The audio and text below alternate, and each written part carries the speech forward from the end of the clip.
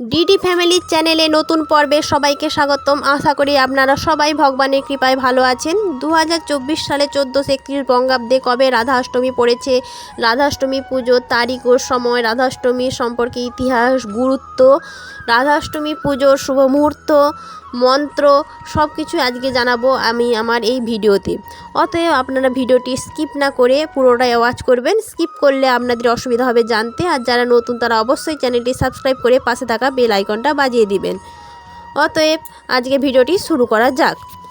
Hindu calendar অনুসারে ভাদ্র মাসের শুক্লপক্ষের অষ্টমীতে পালিত হয় এই রাধা জয়ন্তী বা রাধাষ্টমী।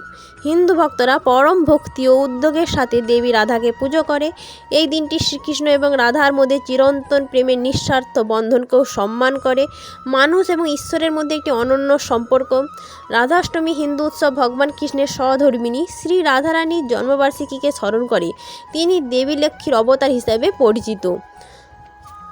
আর রাধাষ্টমী পালিত হয় জন্মাষ্টমীর ঠিক 15 দিন পর। কৃষ্ণের জন্মস্থান বৃন্দাবনের মথুরায় এই হিন্দু উৎসব এমনকি জাঁকজমকপূর্ণভাবেও পালিত হয়। সংস্কৃত শব্দে রাধা মানে সমৃদ্ধি। তিনি জগজ্জননী, মহাবিশ্বের জননী নামেও পরিচিত।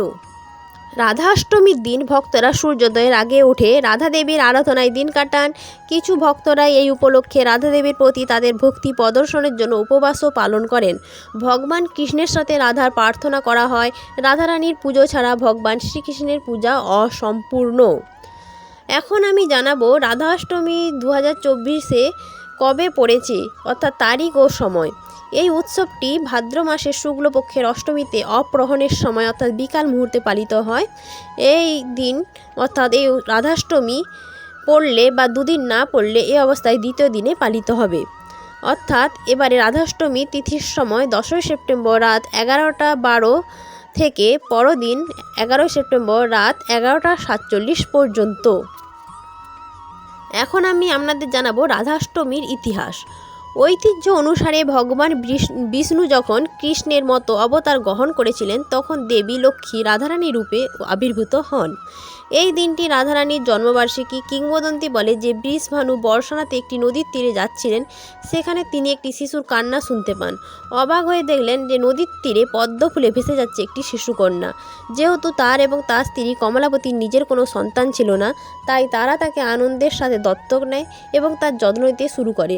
রাধা ভগবান কৃষ্ণের পৃথিবীর ঠিক 2 সপ্তাহ পরে আবির্ভূত হন। যতক্ষণ না কৃষ্ণ তার সামনে উপস্থিত হননি ততক্ষণ পর্যন্ত তিনি তার মহিমান্বিত চোখ খোলেননি।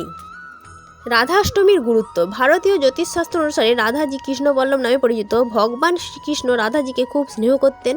যারা রাধাষ্টমীর গল্প শোনেন তারা সমস্ত সমস্যা থেকে মুক্তি পান এবং তারা আশীর্বাদ পান এবং একটি সমৃদ্ধ জীবনযাপন করেন।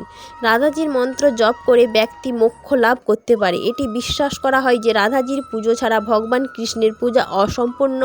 রাধাজিকে ভগবান কৃষ্ণের জীবনের নিয়ন্ত্রক বলে মনে করা হয়।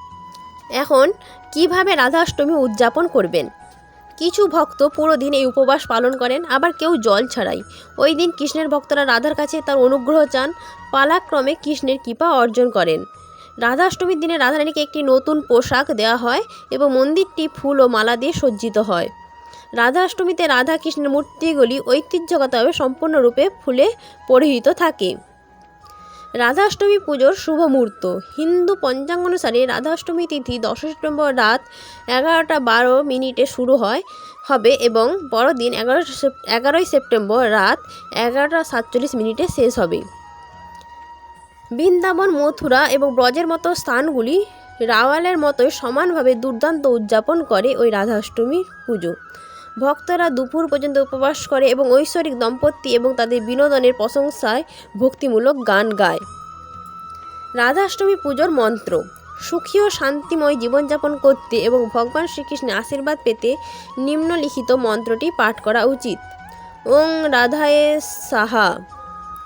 দ্রুত এবং অনুকূল ফল পাওয়ার জন্য রাধাষ্টমী পুজো করার সময় এই মন্ত্রটি জপ করা যেতে পারে। রাধাষ্টমীতে যে মন্ত্রগুলি জপ করা হয় তা হলো ওম বৃষবাহুনজায়ে বিদমহে কৃষ্ণ প্রিয়ায়ে ধীমহি তন্ন রাধা প্রচোদয় এবং রাধে রাধে। আমরা আশা করি এই রাধাষ্টমীতে প্রত্যেক ভক্ত জীবনে শান্তি ও সমৃদ্ধি লাভ করবে। হিন্দু শাস্ত্রে উল্লেখ আছে রাধাষ্টমীর ব্রত পালনকারী সুখী ও সমৃদ্ধিশালী জীবন লাভ করেন। ব্যক্তি তার সমস্ত বাধা অতিক্রম করবে, বস্তুবাদী আকাঙ্ক্ষা অর্জন করবে এবং পরিশেষে মোক্ষ লাভ করবে। এটি বিশ্বাস করা হয় যে রাধা অষ্টমী উপবাস পালন এবং দেবী দুর্গার আরাধনা করলে ব্যক্তি তার সমস্ত পাপ থেকে মুক্তি পাবে এবং তাদের মন নেতিবাচক ও খারাপ চিন্তা থেকে মুক্ত হবে এবং সে আধ্যাত্মিক সুখ লাভ করবে। তো বন্ধুরা, আজকের মতো এইটুকুই।